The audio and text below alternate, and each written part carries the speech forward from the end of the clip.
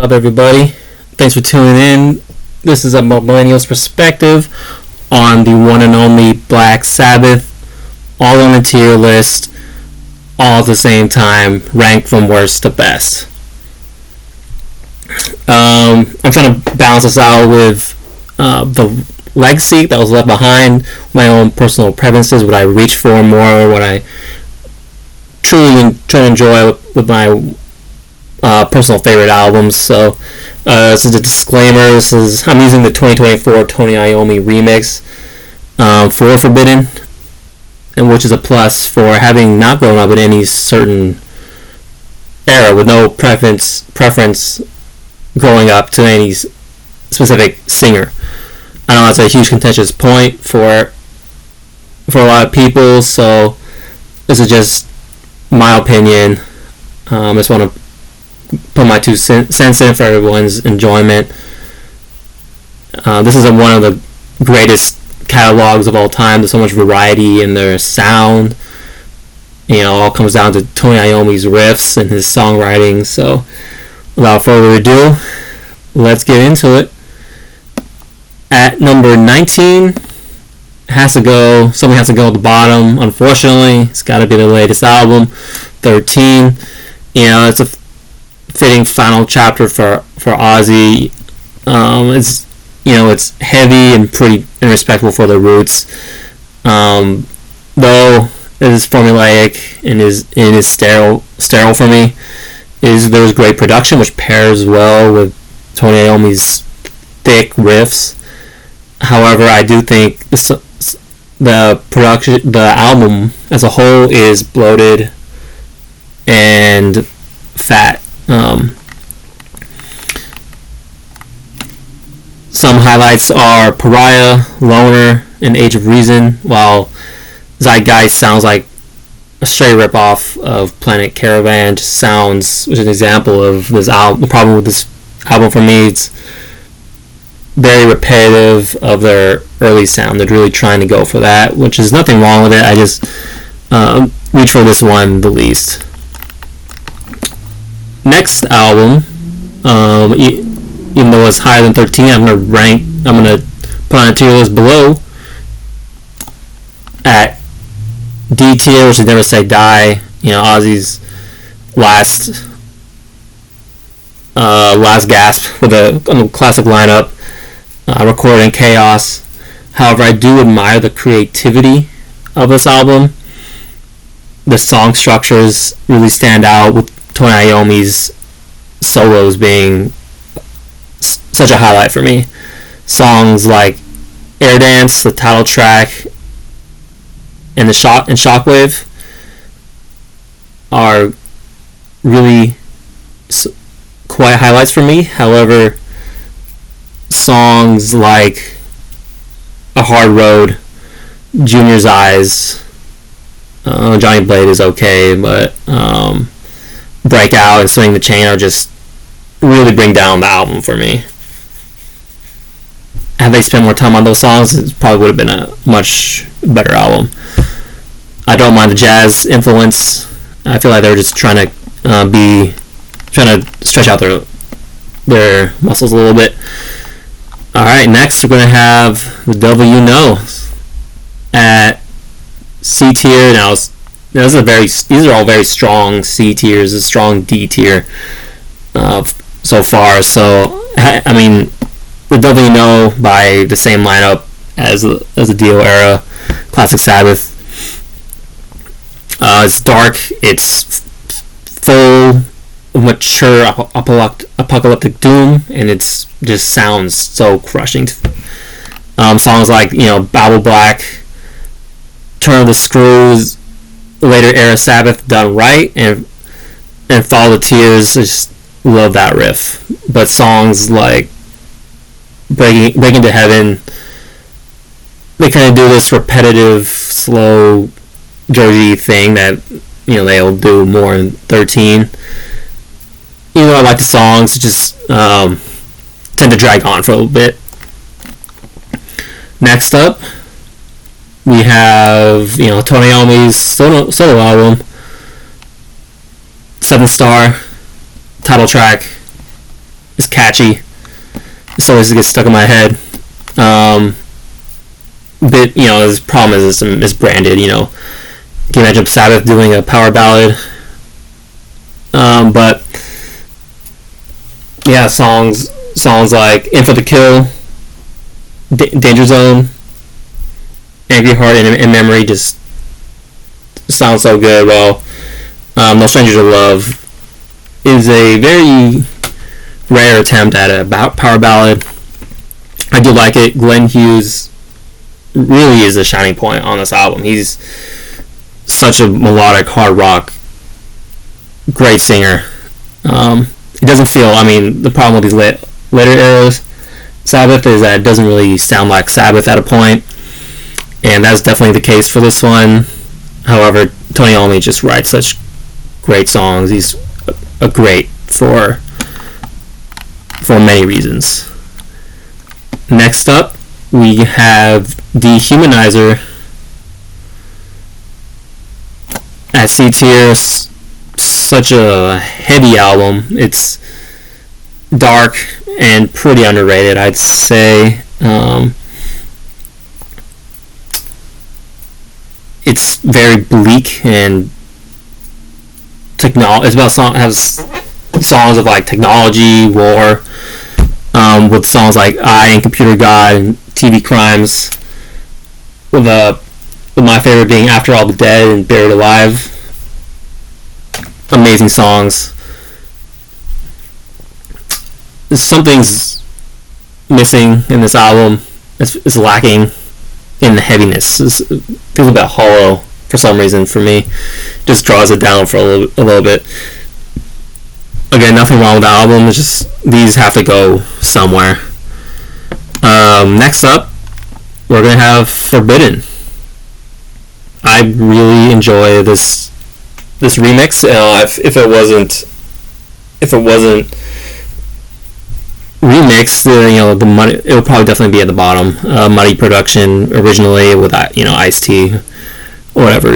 It's fine. However, this remix really saves it for me with songs like "Get a Grip," "Rusty Angels," "Forbidding," and a classic Sabbath track "Kiss of Death." But highlight the fair track for me is "Can't Get Close Enough." Such an amazing song. Very early, like Linkin Park almost, what they'll do in a few years. Next, we're going to have Born Again. A bit of a short album, I'd say, with very trashy production, messy, and it's raw. Very charmingly bizarre almost. It's quite an amazing album with Ian Gillan's vocals pairing really well with Tony's riffs. Such a weird album for me. Zero the Hero, Digital Bitch, and Hotline, and Keep It Warm is one of my favorite closers of a Black Sabbath album for me. What a mess of an album. If it was a bit longer with one more track, I would definitely have it a bit higher. Next up, we're going to go with Sabotage. Feels wrong putting it at B tier, so I'm going to put it at A tier. It's an amazing album. It's a very angry album with great songwriting, but the riffs on this is a very peaks and valleys album. The highs are very high with Hole in the Sky, Something of the Universe, Megalomania, and The Writ. Thrill of It All is a good deep track. Superstar and Am I Going Insane just are okay songs. I don't listen to very much. I don't skip them, but I rarely go back to them. That's what kind of drops this album for me. Is, if Sabotage had another song, made it feel more of a full experience, then that would be a S tier album for sure. Next up is one of my personal favorite Sabbath albums. It's that one Weird One. We're gonna go with Technical Ecstasy. It's not an A-tier album. It's just one of my personal favorites. That an album as a whole, I feel, is better than the ones I mentioned before. Backstreet Kids. It's Alright is an amazing song. And All Moving Parts Stand Still. However, I get what people are saying. It's just about this album is like Backstreet Kids feels like a early punk song. It's and Rock and Roll Doctor is a boogie song done by any other band, like a Foreigner song or something. But my personal favorite is You Won't Change Me. Elevates the album completely. Unlike Never Say Die, and later in this era, I feel like the only weak track was probably She's Gone, but it doesn't really detract from the album, and every song on here I thoroughly enjoy. So next we're gonna go with Tear at B tier.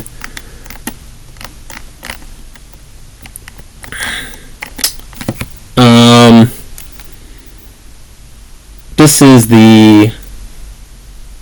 is the Norse album, Vikings and all that. It's a very random Black Sabbath album.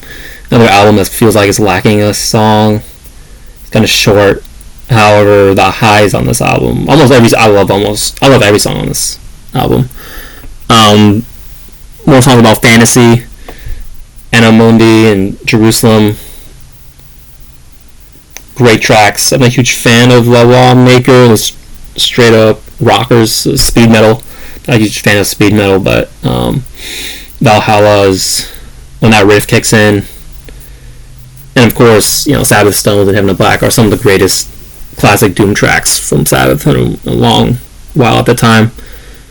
And it feels good to me. It was a very funny song to me. Next up, we're gonna go with, this might be a travesty, but we're gonna go with their debut. But it's definitely S tier.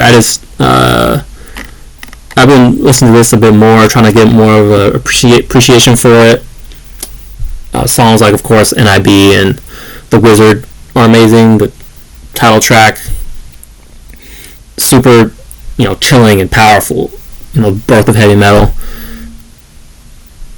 And the sinisterness of it just feels such a spooky vibe for me. I love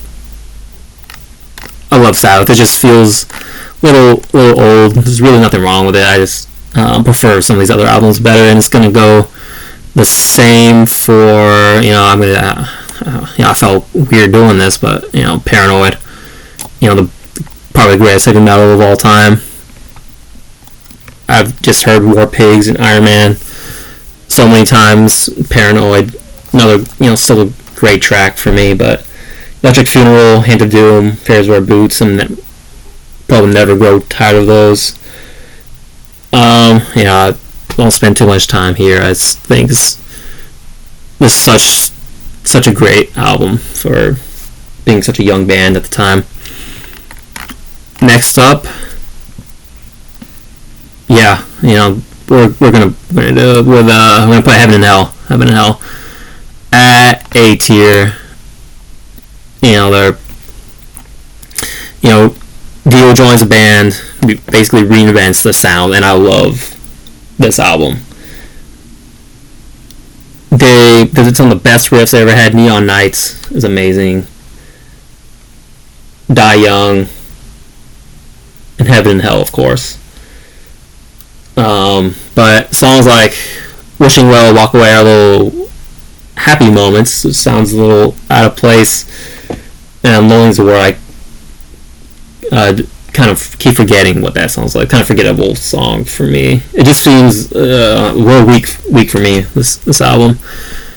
Compared to the Mob Rules, which we'll get to shortly. However, However, it's still an amazing album. This is all nitpicky type of thing. It's just I prefer Cross Purposes over it. Yeah, this is a full, complete album for me. The last, I think, amazing album. The first 3 songs, Eyewitness, Cross of Thorns, and especially Psychophobia, are amazing rockers. That highlights some of Tony Iommi's riffage, but his riffs on this album are especially my favorite. So, Immaculate Deception, Virtual Death does sound like Alice in Chains. What's the Use, the bonus track, sounds like Judas Priest. Yeah, it's starting to sound like other bands at this point. But it's a super memorable album. I love everything. Everything on this album is so catchy for me. The riffs on this are amazing. Next up, we're going to go with Headless Cross at A tier. Yeah. Dark, epic. Definitely, cult classic type of album. It's songs like Headless Cross, Kill the Spirit World, so catchy. Call of the Wild is amazing. So I just prefer, it's such a great net album. I prefer this album over a lot of them just because Tony Martin's vocals, I haven't mentioned them yet, but his vocals and first album he started writing on is to die for. He really kills it. I don't think he's a bit underappreciated for sure. I'm here to give him some love. Yeah, I love this era, that mid-'80s era of Tony Martin. Next up, we're going to go with the very first CD of Black Sabbath I ever bought, Volume 4.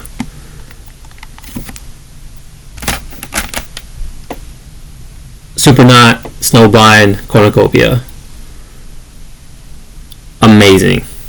Wheels of Confusion, Under the Sun, even more amazing. Changes, yeah, there's a repetitive piano lick. It is enjoyable. Tomorrow's Dream is pretty good. Somebody's Dance is fun. The Winter Sunrise is nice. Yeah, I love this. It was such a erratic type of album. Cocaine just came in. Made them the creative juggernaut that they are nowadays. Next up, what's next? What else? But Master of Reality, Doomy and Heavy, Doom Metal, Created, Children of the Grave. Into the Void, Sweet Leaf, of course. But After Forever and Lord of This World are, I think, pretty underrated tracks, but on the same level as Sweet Leaf. I think Children of the Grave and Into the Void are on another realm, like top 5 Sabbath tracks of all time. Such a thick sounding album. It's such a simple album. With the dichotomy of like Embryo and Orchid and Solitude, really creates a nice atmosphere for this album. Next up, we're gonna have The Eternal Idol. No, it's not S tier, but it's my personal favorite Tony Martin led vocal album, and very underrated and underappreciated. The Shining, of course. Every song on this album is amazing. Even the instrumental, Scarlet Pimpernel, is a beautiful track. The Eternal Idol, classic Sabbath closer. This is some fun classic 80s hard rock that I'd like more 80s hard rock to sound like. Super catchy, very melodic, powerful vocals, with a very emotive singing by Tony Martin. Definitely, I was debating on putting that at number 1, but that would be a travesty, as Sabbath Bloody Sabbath. Come on, Sabbath Bloody Sabbath. Title track, National Acrobat, and Abracadabra. Those songs is a bit of a Peaks and Valleys album as well. However, the other tracks like Who Are You and Looking for Today are definitely better than on Sabotage, I'd say.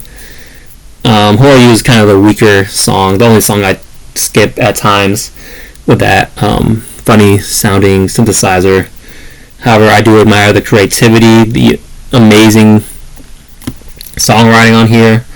Fluff is a very nice instrumental as well. It just feels like a full and complete album that I grew to enjoy even more and more. Like, kind of got older. Next up, this was it was a tie, between that Eternal Idol and Sabbath Bloody Sabbath. This can kind of rotate any day, but the Mob Rules. Title track, of course, Sign of the Southern Cross, and Falling Off the Edge of the World. I really grew to thoroughly enjoy this album. I definitely always liked it more than Heaven and Hell. I feel like they're constantly compared, and these can rotate, switch at any time. Slipping Away sounds like Led Zeppelin. Such a Led Zeppelin sounding track, which is nothing wrong with that. It's still amazing. Turn Up the Night sounds like Neon Nights, but just better maybe. Country Girl is a great song. Over and over, kind of does that repetitive. Song goes over and over. Definitely a leg up over Heaven and Hell. Is Heaven and Hell A tier? These can all kind of rotate. I feel like maybe I should put Heaven and Hell at S tier, honestly, and Sabotage. But I'm gonna leave it like that. These can all kind of rotate. I think everything C and below are relegated to the bottom of the pack, but everything B and up can all rotate at any time. And thank you, everybody. Have a great day.